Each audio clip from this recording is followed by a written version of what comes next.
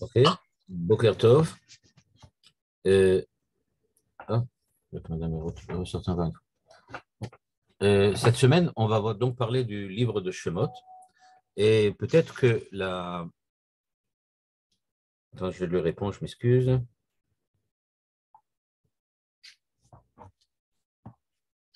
Et cette semaine, donc évidemment, c'est le personnage qui est le personnage qui est le plus important, évidemment, c'est Moshe Rabbeinu. Il n'y a pas de doute là-dessus. Mais ce qui va être intéressant aujourd'hui, c'est d'essayer de comprendre qui est Moshe Rabbeinu. Qui est Moshe Rabbeinu? Parce que, comme on le sait, et justement, c'est précisément parce qu'on le sait, quand on commence le livre de Shemot, on a déjà l'impression que on connaît déjà tout à l'avance, parce que dès qu'on ouvre le livre de Shemot, on est déjà au courant qu'il y a Moshe Rabbeinu qui est parti, qui a tué les Égyptiens, puis il est parti après ça chez Yitro, il va revenir, il va là-bas avec son frère, ils vont sauver Israël, et les 10 plaies, le passage de la mer Rouge, don de la Torah et tout le périple dans le désert.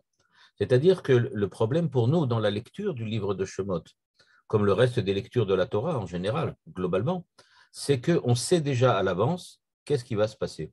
Et donc, quand on le lit, on ne fait plus vraiment attention à tous les détails du texte, et parfois on perd même l'essentiel du texte à cause justement de cette habitude que l'on a, celle de lire le texte tous les ans.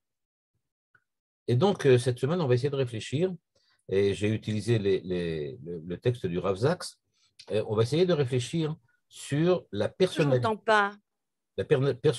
de Moshe, c'est-à-dire qui est Moshe Rabbeinu, en fait, qui est Moshe Rabbeinu, ou plutôt dans le sens, pas seulement de savoir qui il est, mais quelles sont les qualités intrinsèques de Moshe Rabbeinu et comment en fait il était présenté par la Torah. Alors pour cela, je vais donc vous montrer le texte du Rav Zaks, dans lequel j'ai apporté quelques petites modifications, mais ce qui est intéressant, ça ne va pas seulement être ce que dit le Rav Zaks, mais à partir de ce que dit le Rav Zaks, qu'est-ce qu'on peut... pardon, ah là là. Ah, ok, je vais essayer de voir. Pardon. Ok. Vérifie que tout est bien branché. Ok. Est-ce que vous m'entendez mieux maintenant? On m'a dit qu'on n'entend pas bien. On vous entend, on vous entend. Ah, Moi, je vous entends, en tout cas. très bien, parce que Mme Benamou me disait qu'il y avait un problème. Oui, oui. Oui. Bon, ben, ok, ben alors on continue. Et donc, voilà le texte du Rav Zaks, plus ou moins. Et on va essayer maintenant de le comprendre du point de vue pas seulement, comme je dis, du texte du Rav Zaks lui-même, mais surtout, ce qui m'intéresse, c'est qu'est-ce qu'on va pouvoir apprendre à partir de là. Et voilà ce que nous dit le Rav Zaks. Il nous dit tout d'abord que, je suis donc entre la ligne 3 et la ligne 6, il nous dit qu'au moment où Moshe rencontre Dieu, il pose une question qui, pour a priori, est étonnante. Il demande quand je vais aller rencontrer les enfants d'Israël et qu'ils vont me demander qui est ton nom, qu'est-ce que je vais leur répondre? Et Dieu lui répond Eyé, Asher, Eyé, en vert sur le texte. C'est-à-dire, je serai ce que je serai. C'est la réponse que a apporté Dieu. Évidemment, la question qui se pose immédiatement, c'est que ce nom est absolument inconnu du lecteur de la Torah jusqu'à présent. Dans le livre de Bereshit, on n'a jamais vu ce nom-là. Ce n'est pas un nom particulier. On a entendu parler de Elohim, on a entendu parler de El Shaddai, on a entendu parler du tétragramme Yud Ke Vav Ke, mais on n'a jamais entendu parler du nom de Eyé, Asher Eyé. Ce n'est pas un nom qu'on a entendu. Et donc, on peut reposer la question une seconde fois. En quoi le fait que Dieu donne ce nom-là doit rassurer Moshe ou rassurer les enfants d'Israël? Et nous dit le Rav Zaks à la ligne 5, la réponse de Dieu signifie chez Hachem, je lis la ligne 5, maintenant en jaune, chez Hachem ou El Amitarev Ba Historia ou Bema'alach Ametziut. C'est-à-dire, quand Dieu répond Eye Asher, ce n'est pas un nom, c'est une définition. Eye Asher, je serai ce que je serai, veut dire que Dieu, d'après le Rav Zaks, intervient dans l'histoire et influence ce qui se passe. Et donc, la réponse de Dieu nous fait comprendre que quand Moshe a demandé quel est ton nom, il n'a pas demandé le nom propre, c'est-à-dire il n'a pas demandé qu'on lui donne un patronyme, à savoir je m'appelle X ou je m'appelle Y. C'est pas ça qu'a demandé le Moshe Rabbeinu. Moshe Rabbeinu a demandé à Dieu quelle est ta fonctionnalité, qu'est-ce que tu fais, qu'est-ce que tu veux dire. Le nom ici, c'est la manière dont Dieu est présent pour l'homme. Dieu est présent pour l'homme. Et donc, c'est pour cela que quand il demande quel est ton nom, Dieu ne répond pas je m'appelle Yud Kevavke ou je m'appelle El Shaddai. Il lui répond je suis celui qui va intervenir durant l'histoire. Et maintenant, la question que Moshe avait demandée prend une autre définition. C'est-à-dire, quand Moshe a demandé quel est ton nom, il n'a pas demandé, en fait, comme j'ai dit, le patronyme, mais il demande quelque chose de différent. Il demande, explique-moi selon quelle modalité je dois me présenter aux hommes, à Israël, comme ton représentant. Qu'est-ce que je représente? Qu'est-ce que tu représentes à leurs yeux pour que je sois moi ton représentant? En gros, ce que demande Moshe Rabbeinu à Dieu, c'est de dire de quelle manière tu comptes faire de moi ton représentant. Et la réponse de Dieu est, je compte faire de toi, Moshe, mon représentant, comme celui qui va guider le peuple dans l'intervention que je vais entreprendre dans l'histoire. C'est-à-dire, le peuple doit être capable à la fois de déceler dans l'histoire mon intervention, mais elle doit être aussi capable de recevoir de ma part soit des ordres, soit des informations. Et donc, pour que je puisse intervenir de manière adéquate dans l'histoire, j'ai besoin d'un homme qui soit là pour transmettre à Israël ce que je veux faire. C'est cela que Dieu répond quand il dit « Ayez Asher ». Donc, on comprend que le nom, Shem, le nom, ce n'est pas nécessairement, comme je disais tout à l'heure, le patronyme, mais ça peut être la façon dont on apparaît aux yeux des autres. C'est ça le nom. Le nom, ça veut dire qu'est-ce que je fais vis-à-vis de l'autre. Et donc, c'est ce que Moshe lui a demandé. Qu'est-ce que tu comptes faire, en fait? Et Dieu lui dit, je vais intervenir. Donc, ça, c'est la première partie de ce que dit le Rav Zaks. Et pourquoi il pose cette question? Parce que il y avait une autre question que Moshe avait posée et que nous lisons d'une manière tout à fait différente. Au moment où Dieu demande à Moshe Rabbeinu d'être son représentant, donc, Moshe Rabbeinu ne réagit pas tout de suite de manière positive. Et il dit à Dieu, Mi ani ki elech el paro v'chiotzi et bnei Israël mi Mitzrayim, à la ligne 8. C'est-à-dire, qui suis-je pour aller devant le Pharaon et sortir les enfants d'Israël d'Égypte? C'est-à-dire que la question de Moshe, dont on va voir l'interprétation, les deux interprétations que va apporter le Rav Zaks, la question de Moshe est, est-ce que vraiment je suis digne d'être celui qui va sortir les enfants d'Israël d'Égypte? C'est ça la première question.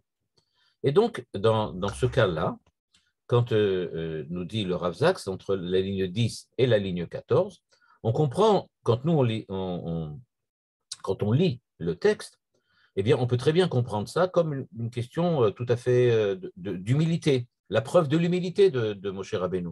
C'est-à-dire que Moshe Rabbeinu dit, franchement, C'est une question rhétorique, il ne demande pas quoi que ce soit, mais il dit simplement, d'une manière rhétorique, qui suis-je pour le faire? Vraiment, je ne suis pas digne de le faire. Ce n'est pas quelque chose que moi, je serais capable de faire.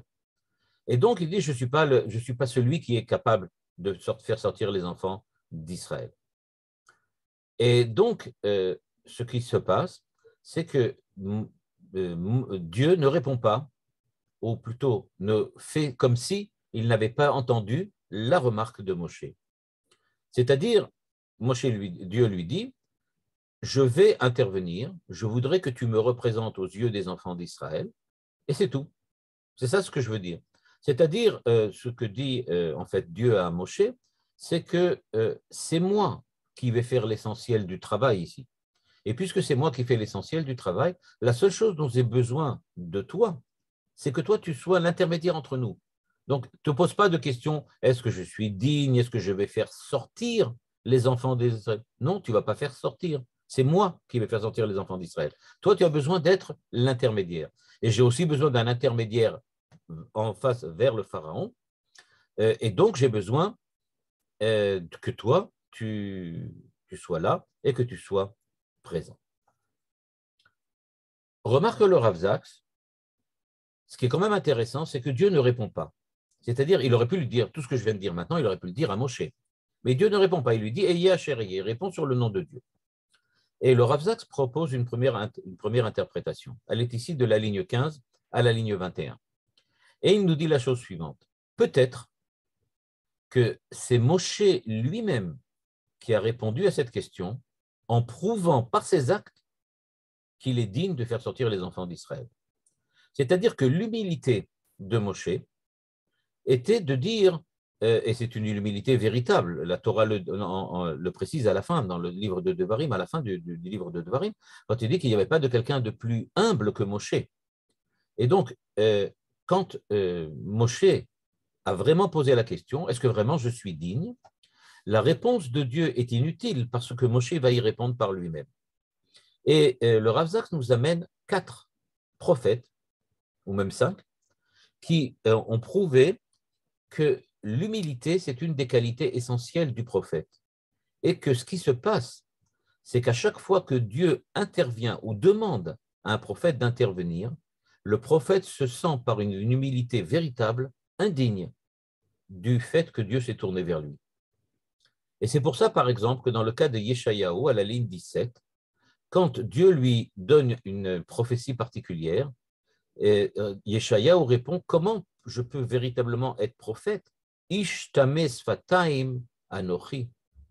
Je suis un homme dont les lèvres sont impures. » C'est-à-dire, il veut dire là, je suis indigne de recevoir une prophétie. Je suis indigne de voir, d'entrevoir la volonté divine parce que je suis quelqu'un qui est, on va dire comme ça, enclin à l'impureté.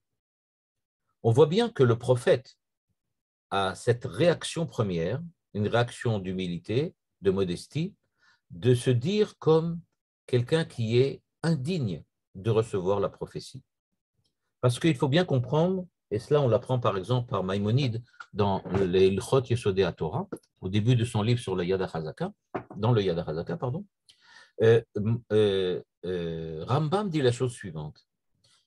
Il dit qu'on va découvrir la grandeur de Dieu quand on est capable de discerner dans le monde les lois de la nature et qu'on découvre la sagesse divine qui a fondé ces lois. À savoir, je regarde le monde, je découvre les lois de la physique et soudain, je me rends compte qu'il y a quelqu'un qui est d'une sagesse incroyable et qui a fait ce monde tellement bien ordonné, tellement bien on va dire comme ça, conduit par des lois qui sont fixes et intelligentes. Mais tout de suite, dit le Rambam, quand on commence à imaginer la sagesse de Dieu, on ne peut pas voir la possibilité de continuer sans un mouvement de recul. C'est-à-dire, si vraiment tu commences à concevoir véritablement la grandeur de Dieu, tu ne peux pas ne pas avoir un mouvement de recul et de crainte. C'est ce qui frappe, entre guillemets, tous les prophètes. À partir du moment où ils vivent profondément un instant de contact, de relation avec le Créateur, ils sont aussitôt pris d'un mouvement de recul. C'est-à-dire qu'aussitôt, ils se rendent compte qu'ils ne peuvent pas continuer à être en présence de quelqu'un, de Dieu, qui est aussi grand, aussi transcendant et qui les dépasse d'une telle manière. Et c'est donc cela, dit le Rav Zaks, qui frappe, entre guillemets, tous les prophètes. Chaque fois qu'un prophète rentre en contact avec Dieu, c'est une véritable terreur qui l'envahit parce qu'il se rend compte qu'il est en train de parler de Dieu, avec Dieu, pour Dieu. Et donc, il ne peut pas, en tant qu'être humain, continuer à être ce qu'il est d'une façon aussi simple qu'il l'était avant, sans prendre ce recul. De la même manière, Yirmiyahu reçoit une voix, c'est à la ligne 18, et il dit « Ine lo yadati daber ki na'ar anochi ». Et donc, lui aussi s'exprime de la même manière. Je ne suis qu'un jeune homme, c'est-à-dire je ne suis qu'un enfant. Comment tu peux me parler? Comment je peux te parler? C'est-à-dire qu'il est tout à fait conscient qu'il existe une césure, une coupure de la nature même de l'homme par rapport à Dieu, qu'il ne peut pas être en contact avec la transcendance divine. David, la même chose. Dans le livre de Shmuel, il dit « Mi anochi, qui suis-je » De toute façon pareil. Et de la même manière, dit le Rav Zaks, au sujet de Yaakov, au moment où Yaakov fuit devant Esav, eh bien, la fuite de devant Esav, c'était justement parce qu'il pensait qu'il ne voulait pas faire ce que Dieu lui demande. Yona, de la même manière.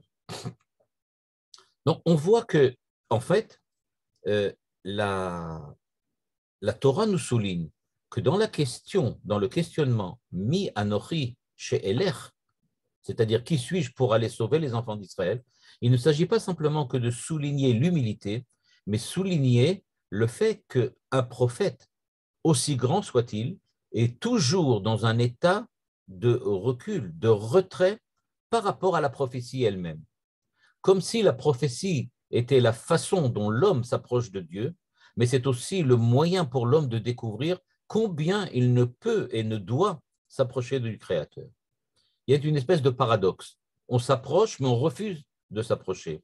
On voit très souvent des prophètes qui s'évanouissent, qui tombent dans l'inconscient, parce que c'est une expérience extrêmement traumatique, celle de rencontrer précisément le Créateur.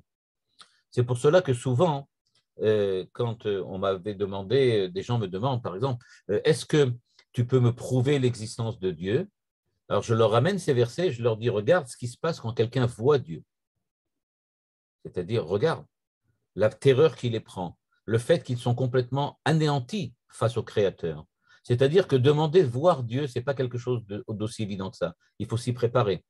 Et on voit que Moshe Rabbeinu, et c'est en cela quand on dit qu'il était capable de voir Dieu panim el panim, c'est-à-dire qu'il était capable de voir Dieu en vis-à-vis, en face à face, eh bien, la Torah nous le souligne parce qu'il était le seul. C'est le seul qui pouvait continuer à être en contact avec le Créateur sans s'écrouler, sans s'effondrer. C'est pour cela qu'on en parle. Le Rav Zaks tire une autre façon, on va dire comme ça, une autre morale, un autre enseignement de cette rencontre, et le fait qu'on mette en exergue dans les versets l'humilité de Moshe, pour nous dire la chose suivante, lignes 22 à 29. Lui, ce qu'il y découvre, il dit « Giboré amikra enam ki giboré amitologia ». Il dit la grande différence entre la Torah et les mythes, je ne sais pas, par exemple, l'Iliade, l'Odyssée de Homère, la différence entre eux, c'est que précisément les héros, c'est-à-dire les personnalités importantes de la Torah, ne sont pas des héros mythologiques. Parce que ce qui se passe, c'est qu'on présente toujours les héros mythologiques comme des hommes qui ont la capacité de se connaître, de savoir qu'ils sont capables de sentiments héroïques, d'actes héroïques, et qu'ils sont capables de se surmonter pour résoudre tout problème et savoir réagir dans toute situation. Ce sont des hommes qui sont, on va dire de cette manière-là, toujours à même d'apporter la bonne réponse à toutes les problématiques qui se présentent à eux. C'est ça le héros grec, le héros mythologique. Celui qui est capable de réagir en un quart de seconde et faire exactement ce qu'il faut faire. Pour ceux qui connaissent, dans le cadre des films de Hollywood, notamment dans les studios de Marvel, ceux qui parlent de Superman et Batman et tous les man compris là, eh bien, les héros, Superman, etc., sont des héros exceptionnels. C'est-à-dire, ils ont à la fois des qualités morales, des vertus physiques. Et étant donné que sur la pellicule, on ne peut pas représenter les qualités morales, alors on s'acharne à représenter les qualités physiques, c'est-à-dire qu'ils sont capables de se battre, exactement comme les héros grecs, qui étaient tous des héros qui savaient se battre. C'est cela, Achille, etc. Donc, ce qu'on nous présente, donc, c'est des héros capables de tout de suite réagir, de faire ce qu'il faut. Nous dit à la ligne 25, le Rav Zaks, qui est surligné en jaune,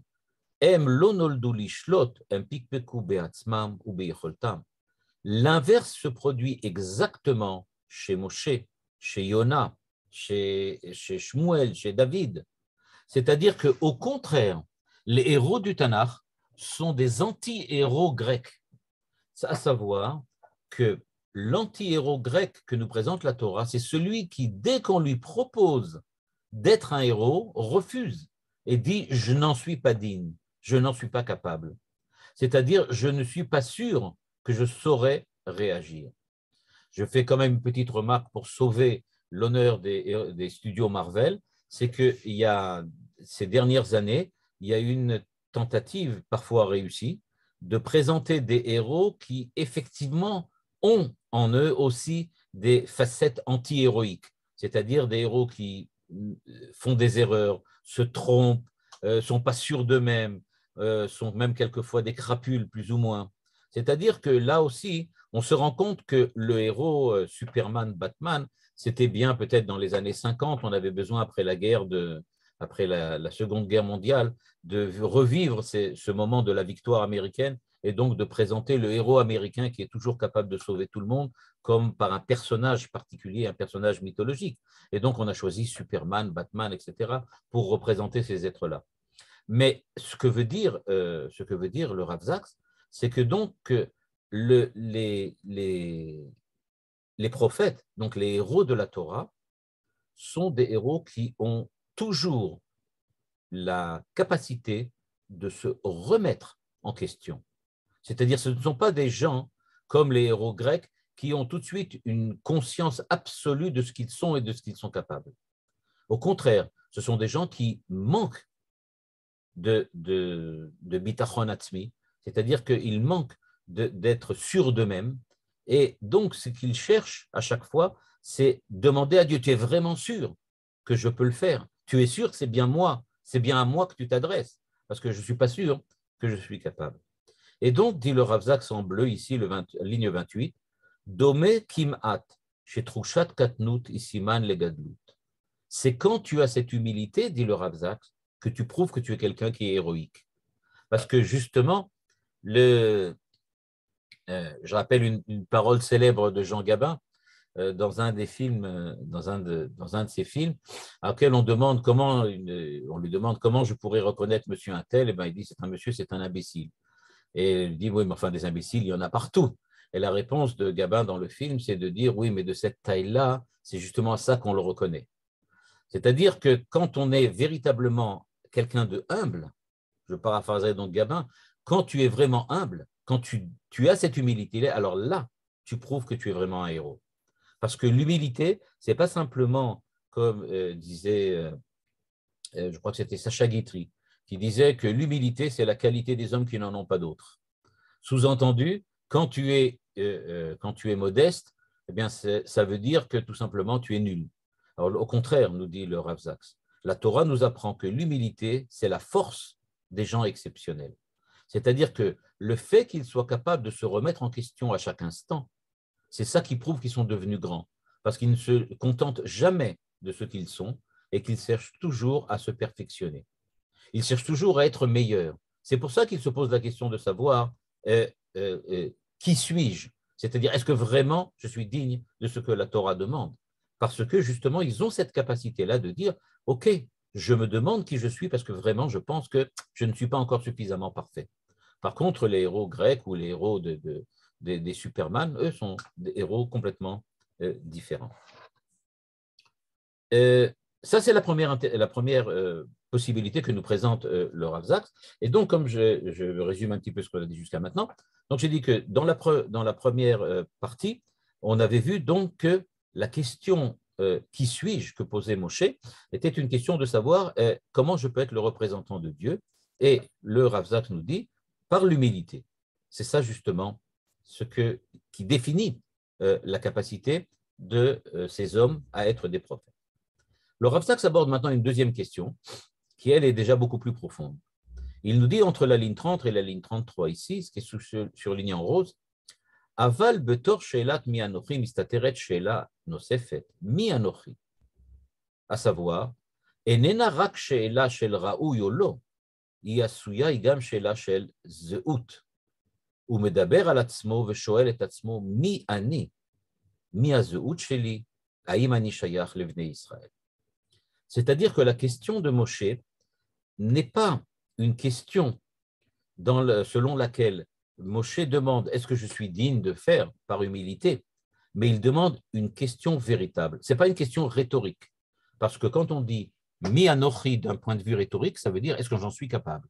Je ne demande pas qui suis-je, mais je demande est-ce que j'en suis capable. Par contre, là, ce n'est pas du tout ça. La question est la suivante. Au fond, est-ce que mon identité, moi, Moshe Rabbeinu, est celle que les enfants d'Israël ont besoin, celle que les enfants d'Israël attendent, celle dont toi, Dieu, tu pourras véritablement te servir pour le processus de la sortie d'Égypte que tu veux entamer maintenant. C'est-à-dire que la question que demande Moshe maintenant, c'est une véritable question identitaire. Est-ce que mon identité, moi, ma personnalité à moi, est compatible avec la sortie d'Égypte telle que toi tu veux l'entreprendre, et est-ce qu'elle est compatible aux enfants d'Israël qui attendent un sauveur, mais peut-être pas moi. Et donc là, la question est une question beaucoup plus profonde, c'est-à-dire que Moshe demande, en fait, je ne suis pas sûr que ma personnalité soit vraiment la personnalité adéquate pour te représenter aux yeux des enfants d'Israël. Quand il avait demandé « Qui es-tu pour Israël pour que j'aille les sauver, Dieu avait répondu « Ayez Asher ». Eh bien, la même question se pose pour Moshe, et c'est celle-là que Moshe pose, à savoir « Qui suis-je » C'est-à-dire, est-ce que vraiment c'est à moi, tel que je suis maintenant, d'aller sauver les enfants d'Israël? Je voudrais juste faire un petit rappel. Quand on avait étudié l'année dernière la Shirat Hayam, non pas l'année dernière, il y a 2 ans ou 3 ans, c'est encore chez Madame Touati, quand on pouvait encore se rencontrer. Quand on avait étudié la Shirat Hayam, on avait étudié donc la paracha de Béchalach, donc on avait étudié toute le Az Yashir Moshe. J'avais expliqué qu'à la fin de la Shirat Hayam, on voit Myriam apparaître et chanter quelque chose avec les enfants d'Israël aussi, 2 ou 3 versets, et ensuite elle est partie danser avec eux, et la Torah nous raconte qu'ils ont dansé avec Myriam. Et j'avais expliqué à l'époque que si on regarde bien, ce qui s'est passé, c'est que Moshe Rabbeinu, dans la Az Yashir Moshe, c'est-à-dire dans la Shirat Hayam, avait montré aux enfants d'Israël, dans un texte prophétique, c'est-à-dire une véritable prophétie, il avait montré que la sortie d'Égypte et le passage de la mer Rouge allaient être le début d'un long processus qui allait déboucher sur le Mashiach et le retour de Dieu à Yerushalayim dans son temple. C'est ce qu'il avait montré aux enfants d'Israël. Mais à l'époque, c'est comme ça qu'on avait expliqué, pourquoi Myriam intervient et recommence à redire 2 versets en dansant. Parce que Myriam s'est rendu compte que Moshe est complètement à l'ouest par rapport aux enfants d'Israël. En fait, Moshe parle de prophétie, parle de l'avenir, parle de Géoula, parle de la réalisation du projet divin pour l'ensemble de l'humanité. les enfants d'Israël, ce sont des esclaves qui viennent d'être libérés et qui ont été sauvés de leurs tyrans, de leurs bourreaux, grâce au passage de la mer Rouge. Ils ne comprennent absolument rien à ce que Moshe leur raconte. Pour eux, le monde est complètement différent. À cette époque-là, c'est-à-dire au moment de la Shiratayam, ce qu'on avait vu donc il y a quelques années, eh bien, on découvre qu'il y a une véritable changement, il y a une véritable coupure entre Moshe Rabbeinu et les enfants d'Israël. Moshe est bègue. Qu'est-ce que ça veut dire que Moshe est bègue? Ça veut dire que Moshe n'arrive pas à s'exprimer dans un langage que les hommes courants, les hommes du quotidien, sont capables de comprendre tout de suite. Il lui faut un traducteur. Le traducteur, c'est Aaron. Au moment du passage de la mer Rouge, ce que l'on a découvert, c'est que la traductrice de Moshe, c'était Myriam. C'est Myriam qui a compris qu'est-ce qui est important dans l'enseignement de Moshe, dans la prophétie de Moshe pour les enfants d'Israël. Et donc, qu'est-ce qu'elle fait? Elle prend un verset, Ashira Lashem ki gao gaa, sus verochvo ramabaya. Elle prend un seul verset, nous allons chanter en l'honneur de Dieu parce qu'il a noyé Pharaon et son armée. C'est-à-dire que Myriam comprend que les enfants d'Israël ne sont pas du tout actuellement au niveau de comprendre les prophéties, la théologie, la philosophie que Moshe est en train de leur enseigner. Ils ne sont pas du tout à ce niveau-là. Eux, ils sont au niveau de gens qui sont au niveau du vécu, au niveau de l'historicité, vécu simplement, au niveau du quotidien historique. Mais ils ne sont pas du tout au niveau de l'analyse philosophique, théologique, religieuse des événements historiques pour leur montrer que les événements vont déboucher sur la Géoula. Ce n'est pas du tout ça où ils en sont. Ce qu'ils essayent de faire, les enfants d'Israël à cette époque, c'est tout simplement de vivre chaque instant. Après les souffrances, après les horreurs qu'ils ont vécues en Égypte, ils essayent maintenant de survivre, de reprendre leur vie courante. C'est ça ce qui leur passe. Imaginez les malheureux qui sont sortis des camps de concentration. Après avoir vécu ce qu'ils ont vécu, leur véritable problème, ce n'était pas la théologie, savoir s'ils vont rester religieux ou pas, mais savoir s'ils vont rester normaux ou pas, s'ils vont pouvoir reprendre une vie normale, une vie qui soit une vie à l'intérieur de la société. Eh bien, c'est ce qui s'est passé pour les enfants d'Israël à la sortie d'Égypte. Au moment où ils ont passé le passage de la mer Rouge, ils venaient de comprendre que maintenant, ça y est, on est sorti des camps. Mais oui, mais maintenant, il faut reprendre la vie normalement. Et donc, c'est ça ce que essaye de faire Myriam en leur disant Ashira Lashem ki gaoga. Venez, on est joyeux, on va danser, on va prendre des instruments, on va faire de la musique et on va danser. On va exprimer notre joie d'être sortis. C'est ça qui est véritablement important maintenant. Parce qu'il faut réapprendre aux enfants d'Israël à revivre le quotidien. Or, Moshe, lui, ne vit pas le quotidien. Il le voit de manière prophétique. C'est-à-dire, quand on dit que Moshe est PLP à Daberbo, Moshe parle bouche à bouche avec Dieu, ça veut dire que quand Moshe parle, c'est parce qu'il voit, il entend la parole de Dieu, il voit ce que Dieu veut faire, il voit les intentions divines. Et donc, quand il parle au niveau de ce qu'il voit et de ce qu'il entend. C'est-à-dire qu'il interprète tous les événements du quotidien selon l'esprit de Dieu qui les a créés, ces événements. Et donc, ce qui se passe, au moment du passage de la mer Rouge, eh bien, il voit déjà le Mashiach et Dieu qui va construire le troisième temple. Il voit déjà ça. Alors que les enfants d'Israël ne sont pas du tout à ce niveau-là. Eux, ils ne voient pas le sens, la signification des événements historiques. Eux, ils voient l'événement en tant que tel. Ils le vivent véritablement. Moshe, lui, ne vit pas les événements. Il les voit d'en haut. Il les voit de la façon dont Dieu les a créés. Eh bien, c'est pour ça que, parce qu'il est capable justement d'être celui qui voit les événements, il est capable d'être le prophète que l'on sait, Moshe Rabbeinu, le plus grand prophète de l'histoire. Mais par ailleurs, le fait qu'il soit le plus grand prophète de l'histoire le coupe de la réalité. C'est ça, nous dit le Rav Zaks, bien que ce n'est pas ce qu'il dit, hein, mais il ne le dit pas dans le texte, mais c'est moi qui rajoute par rapport à ce qu'il écrit. Là, ce que nous dit le Rav Zaks, c'est ce qu'on apprend. Mi anochi. En fait, Moshe Rabbeinu dit, je suis conscient de qui je suis. Franchement, ce n'est pas moi qu'il faut envoyer. Et il propose, naturellement, envoie Aaron. Aaron, lui, ça va. Il plane pas comme moi je plane. Il n'est pas du tout à ce niveau-là, lui. Il est prophète aussi. C'est dans les Midrash et dans les Midrash, même dans le texte, on découvre que Aaron est considéré comme un prophète. Il dit, Aaron aussi, il est prophète. Prends-le, utilise-le. Moi, je plane, je ne suis pas du tout là-bas. Ce n'est pas du tout mon problème. Je rappelle tout ce qui va se produire par la suite. Enfin, pas tout, mais certains trucs. Quand on vient et on lui demande, donne-nous de la viande, qu'est-ce que répond Moshe? Quand on vient et on lui demande, donne-nous de l'eau, quelle est la réaction? Quelle est sa réaction? Ben, toujours, il dit, mais qu'est-ce qu'ils me veulent? Mais qu'est-ce qu'ils me veulent? Imaginez, on va chez le rabbi de Lubavitch pour lui dire, j'ai une panne d'électricité, qu'est-ce que je dois faire? Le rav de Lubavitch, il va nous répondre, appelle un électricien, qu'est-ce que tu viens me parler à moi? En quoi ça doit m'intéresser le fait que tu aies une panne d'électricité ou que tes robinets fuient? Bien, c'est exactement ce qui se passe. Les enfants d'Israël vont voir Moshe Rabbeinu et ils lui disent, j'aimerais savoir qu'est-ce qu'on fait maintenant parce qu'on a faim. Moshe Rabbeinu, vous avez faim, mangez.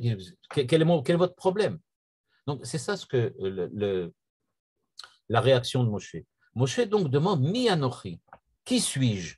C'est-à-dire, en fait, moi, ma personnalité n'est pas celle compatible véritablement avec ton dessein, c'est-à-dire ta volonté de faire sortir les enfants d'Israël. Moi, je suis un prophète, je suis un idéologue, je suis un théologue, mais je ne suis pas quelqu'un qui est véritablement proche des hommes suffisamment pour être capable et digne de te représenter à leurs yeux. C'est-à-dire, quand on essaye de regarder et de voir la réaction de Moshe, qui est Moshe? Moshe, c'est donc quelqu'un qui est tout à fait conscient que son rôle de prophète n'est pas un rôle qui est tourné vers la communauté, c'est-à-dire vers le peuple d'Israël, mais il est tourné vers Dieu. C'est-à-dire que Moshe, parce qu'il est resté pendant des années chez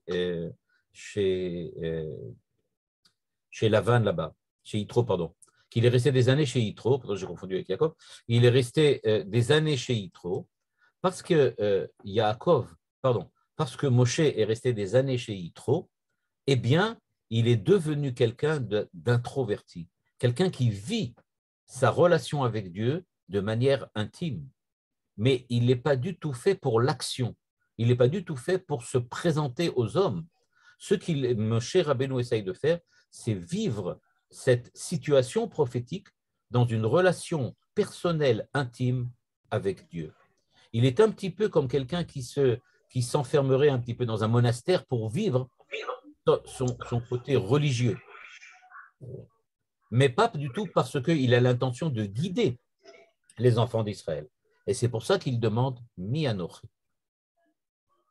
Et pourquoi Dieu ne lui répond pas?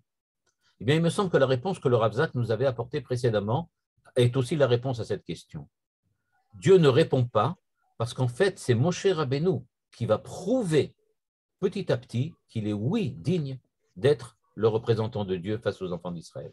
C'est-à-dire qu'on ne peut pas donner une réponse à quelqu'un, ou peut dire le rassurer, ou même le consoler, en lui disant, oui, oui, tu es digne de le faire. Il va falloir le pousser en avant et lui dire, eh bien, il faut que tu te mettes à agir. On ne peut pas prouver à quelqu'un qui se pense pas capable de faire quelque chose, qu'il en est capable par des arguments logiques. Je ne peux pas prouver à quelqu'un qui a peur qu'il n'a pas de raison d'avoir peur. Parce que même si je lui prouve qu'il n'a pas de raison d'avoir peur, il a encore peur. Alors comment je peux lui prouver? En lui disant, eh bien, il faut que tu rentres dans l'action, que tu t'immerges dans le monde de l'action et que tu agisses. Et tu vas voir que tu as les capacités à agir. On peut dire de cette façon-là que la réponse de Dieu est déjà comme une introduction à ce que l'on va lire dans 2 ou 3 semaines, quand on va lire à Chodesh Azelachem, Rosh Chodashim, c'est-à-dire qu'on va entendre de la bouche de Dieu les premières mitzvot. C'est-à-dire que pourquoi Dieu doit donner des mitzvot? Est-ce que ça ne suffit pas, comme dans le monde catholique ou le monde chrétien, dans lequel je suis dans un monastère, je suis un moine, et je médite, je réfléchis, j'étudie? Pourquoi j'ai besoin de faire des mitzvot? La réponse nous est apportée ici par Moshe Rabbeinu. Moshe Rabbeinu demande, est-ce que je suis digne d'être en relation avec toi? Et la réponse est, agis, fais ce que tu dois faire, fais ce que tu penses faire, et à ce moment-là, tu verras que tu seras digne. Les mitzvot, ce ne sont pas simplement des injonctions que nous recevons de Dieu, mais c'est aussi le moyen que Dieu nous propose pour nous prouver que nous sommes capables d'être en relation avec lui. Et c'est pour cela que ici, à la question Mi Anochi, Dieu ne répond pas. Pourquoi il ne répond pas? Il dit simplement à Moshe, avance. Il y a eu un autre événement très célèbre dans lequel on a retrouvé ce concept de l'acte, de l'agir comme réponse au doute, on va dire comme ça, philosophique, théologique. J'ai un doute philosophique, je ne sais pas vraiment si. Je me pose des questions. La réponse est agis. Je vais citer 2 exemples.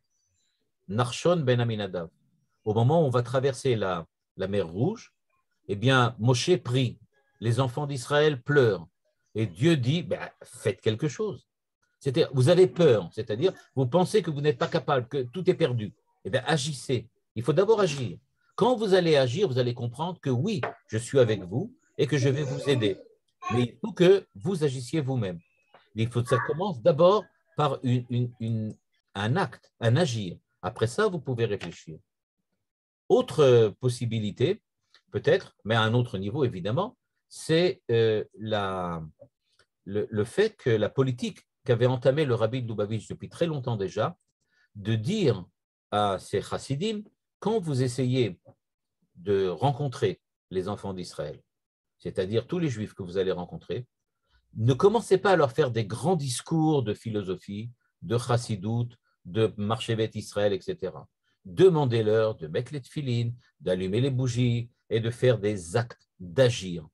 Parce que si vous voulez voir quelqu'un et vous lui demandez voilà, je voudrais t'expliquer l'existence de Dieu et le rôle qu'on a à remplir et le Mashiach qui va venir et le bien qu'on doit faire autour de nous, etc. Mais ils ne comprennent pas de quelle planète tu viens. Ils ne savent même pas de quoi tu parles. Mais tu leur dis, regarde, on met les tefilines, ça nous permet d'être en contact avec le monde spirituel, avec Dieu. On ne sait pas vraiment ce qu'ils comprennent de ça, mais ils agissent. À partir du moment où ils ont pris sur eux d'agir, c'est-à-dire qu'ils ont pris de faire un pas sur la route. Alors maintenant, on ne sait pas où la route va les mener, mais en tout cas, ils ont déjà commencé à avancer. Eh bien, c'est ce que, en fait, ici, la question de Mi Anochin qui ne reçoit pas de réponse. Mi Anochin ne reçoit pas de réponse parce que Dieu nous demande, agissez, faites. Vous allez voir, à partir du moment où vous entamez un processus d'action, ça va répondre à vos questions, pas d'un point de vue philosophique, mais du point de vue affectif, de la manière dont vous êtes en relation avec vous-même. Vous allez reprendre confiance en vous-même. Vous allez commencer à reprendre courage. Pourquoi? Parce que vous voyez que vous êtes capable. Quand? Pas parce qu'on vous l'a prouvé, mais parce que vous avez agi et que vous voulez être prouvé à vous-même par l'action que vous avez commencée. Ça, c'est l'interprétation que moi, je propose de Mi Anochi. Le Rav Zaks, on va le voir maintenant dans son texte, nous propose une autre interprétation. Et lui, il va passer maintenant sur un autre plan. Et pour lui, la question qui se pose, c'est ce que vous voyez ici, Alpi korot chayav shel Moshe atko, nire she'atshuva shlil.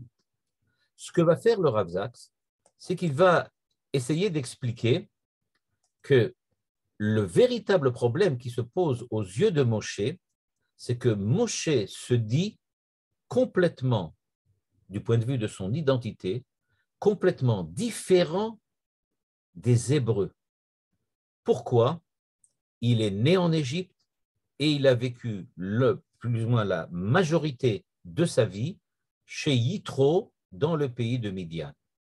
C'est-à-dire, en fait, Moshe dit, d'un point de vue culturel, ma culture, au départ, c'est l'Égypte, à tel point que quand il rencontre les filles de Yitro et qu'il les sauve des hommes qui les avaient maltraitées, elles rentrent à la maison et elles disent « Un Égyptien nous a sauvés ».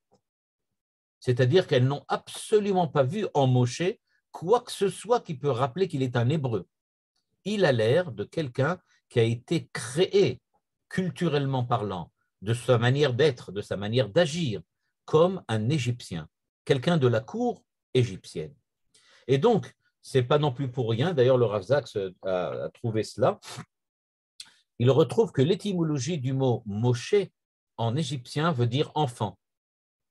Alors là, ne me demandez pas de le prouver, j'en ai aucune idée. C'est lui qui le dit, et en général, il dit des choses sensées qu'il a lui-même vérifiées. Donc, vous vérifierez en égyptien antique comment on dit un enfant, on dit ça comme quelque chose qui ressemble à Moshe. Donc, son nom en égyptien veut dire enfant, parce qu'il a été sauvé. Il est comme un Égyptien du point de vue culturel. Il a vécu toute sa vie dans la cour du pharaon. En fait, quand on parle de Moshe, on parle d'un Égyptien. Imaginez, c'est quelqu'un qui a vécu toute sa vie aux États-Unis, qui ne savait même pas qu'il était juif, et brusquement, il arrive dans un Beth Knesset. Mais qu'est-ce qu'on dit?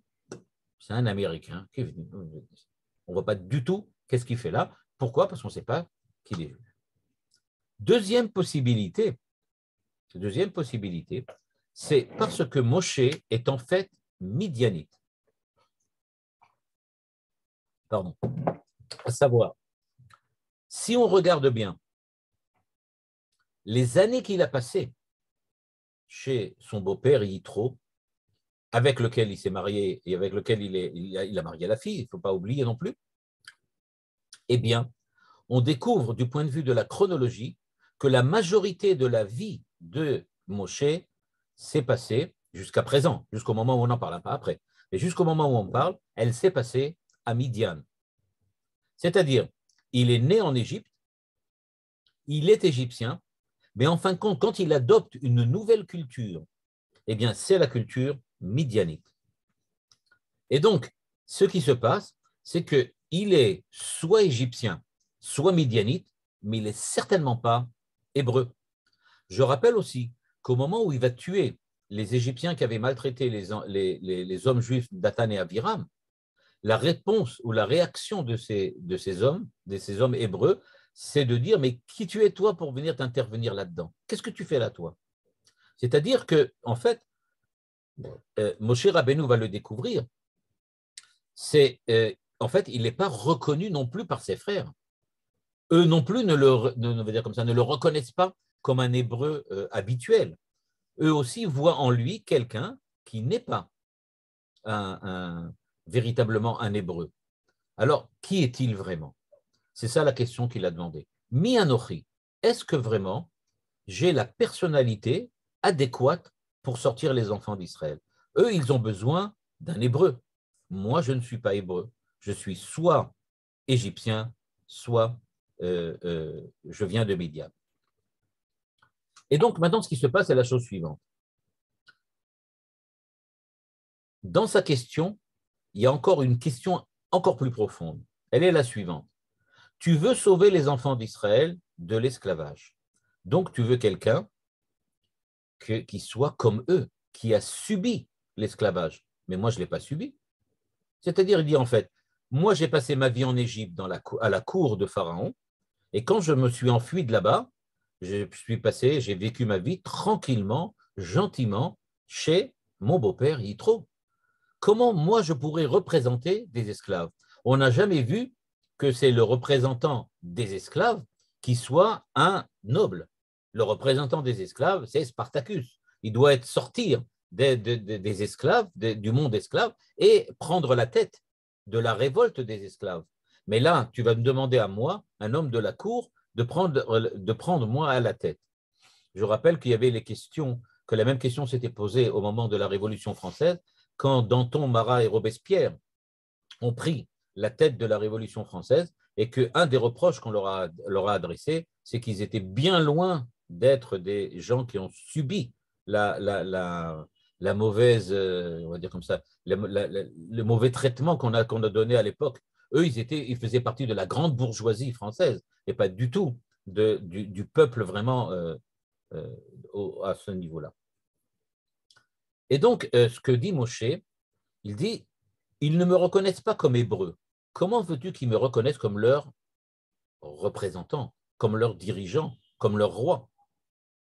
Et donc, dit-il, et moi-même, comment je peux me présenter comme leur représentant? Mais je ne suis qu'en fait compte que quelqu'un qui a tout simplement, comme on appelait ça pendant la guerre de 14, les planqués. C'est-à-dire, il y en a qui étaient partis sur le front dans les tranchées et d'autres qui avaient trouvé des moyens de rester à la maison et qui vivaient tranquillement. Il dit, voilà, moi je suis un planqué. Donc il dit, ma vie n'a aucun rapport avec la leur. Et donc, quand je suis là, moi, et que je suis censé les représenter, donc en fait, comment je vais aller leur voir? Et donc, ce qui se passe, en fait, c'est qu'il demande à Dieu, comment tu penses, pourquoi tu as pensé à moi, en fait? Eh bien, la réponse, elle est par le fait que Moshe, quand il va avoir des enfants, enfin, quand il a eu des enfants, mais il va les avoir plus tard avec Tzipora, il va donner le nom Gershom. Pourquoi? Ger Haïti Be'eretz Nochria. La réponse, on l'a là-bas. Pourquoi? Nous dit le Rav Zaks. Parce que, en fait, Moshe Rabbeinu nous dit, je me sens étranger. Je ne me sens pas à ma place, ni à Midian, ni en Égypte. C'est-à-dire qu'en fait, il y a en moi ce sentiment extrêmement profond d'empathie vis-à-vis de mes origines hébraïques, parce que véritablement, je ne me sens pas à ma place ici. Et je voulais juste citer un exemple, que j'ai cité il n'y a pas longtemps, j'avais un ami qui était ingénieur commercial à Paris, et qui avait énormément de connaissances dans toute la France, parce qu'en tant qu'ingénieur commercial, il se déplaçait sans arrêt. Et dans toutes les communautés de France, il connaissait le rabbin, le chazan, le parnas, il connaissait tout le monde. Mais le jour où il est monté en Israël et que 6 mois après son alia, il est revenu en France pour terminer là-bas ses affaires, il m'a raconté qu'il avait passé un Shabbat tout seul à l'hôtel parce qu'il ne se sentait plus aucun point commun avec les Juifs qu'il y avait là-bas. C'est-à-dire qu'il est possible, comme l'a fait Moshe, de se sentir pendant des années à sa place quand on est à Midian, mais lui dit tout le temps, je ne me sens pas à ma place. Je sens bien que ce n'est pas là que je dois être. C'est-à-dire que j'accepte, un peu comme le dit le Rav Soloveitchik, nous dit le Rav Zaks, j'accepte Brit Agoral, c'est-à-dire que je me sens lié aux enfants d'Israël par l'histoire d'Israël, par le fait que nous vivons une histoire commune. Je me sens comme quelqu'un qui vit une histoire commune avec les enfants d'Israël. Et quand Moshe demande Mi Anochi, en fait, Moshe sait la réponse. Il dit, je ne suis pas Mitzri, je ne suis pas Midiani. Et quand je vois les souffrances de mon peuple, je sais que c'est mon peuple, que c'est moi, et je souffre avec eux, même si j'ai vécu une vie différente. Et donc, dit-il, d'accord, je sais. Mais en fait, j'ai besoin de savoir et d'entendre que toi aussi, tu repères en moi cette identité juive que j'ai. Et la réponse de Dieu, c'est de dire, pas de réponse. Ce que tu ressens, c'est ça qui te le prouve. Si tu ressens cette émouna-là en toi, à ce moment-là, le fait que tu te sentes partie intégrante du peuple d'Israël, dit c'est ça qui prouve que tu es digne de le recevoir. Le fait même que tu me demandes en me disant, regarde, je ressens bien ça, mais j'ai aussi ça, je suis aussi égyptien, je suis midianite, etc., etc. Il dit, oui, mais tu ressens ça en toi. C'est ça qui prouve que tu es digne. Et donc, en fait, nous dit le Rav Zaks, la réponse de Dieu, c'est tout simplement la question de Moshe. Moshe pose la question et demande, est-ce que vraiment je suis digne? Dieu lui répond, tu as prouvé en posant cette question que tu l'es. Pourquoi? Parce que tu te rends bien compte que d'un côté, tu as ce qui t'attire, ce qui te fait participer à l'histoire d'Israël, et d'un autre côté, tu as des doutes. Mais le fait même que tu te sentes attiré par l'histoire d'Israël, que tu te sentes partie intégrante de l'histoire d'Israël, prouve bien que tu es digne d'aller les sauver. Voilà, c'est le sens que le Rav Zaks voulait donner à cette question. Voilà, vous avez la possibilité donc maintenant de regarder cette question comme vous la voulez, mais quoi qu'il en soit, ce qu'on a appris grâce au Rav Zaks, c'est qu'il faut savoir décrypter la Parashat HaShavua, décrypter la Torah chaque année de manière différente quelquefois. Et donc cette année, ce que peut-être je vous ai apporté, c'est la possibilité de voir que Moshe était un être exceptionnel justement parce qu'il était quelqu'un comme tout le monde. C'est ça sa force et sa puissance. Voilà, si vous avez une remarque, Bevakasha. Bon, Choukran. Le fait qu'il se soit détaché finalement de Tzipora et de ses enfants est aussi un élément peut-être qui peut expliquer. Les Chachamim lui reprochent. C'est-à-dire qu'ils lui disent au contraire, tu aurais dû trouver un moyen de rester avec Tzipora, avec tes enfants, pour continuer à agir. Et le fait que Tzipora va venir plus tard, qu'elle va revenir, etc., et sous l'impulsion, semble-t-il, de son impulsion, ouais.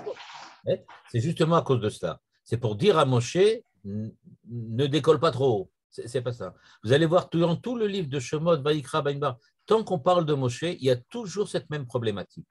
Moshe a tendance à décoller, à partir.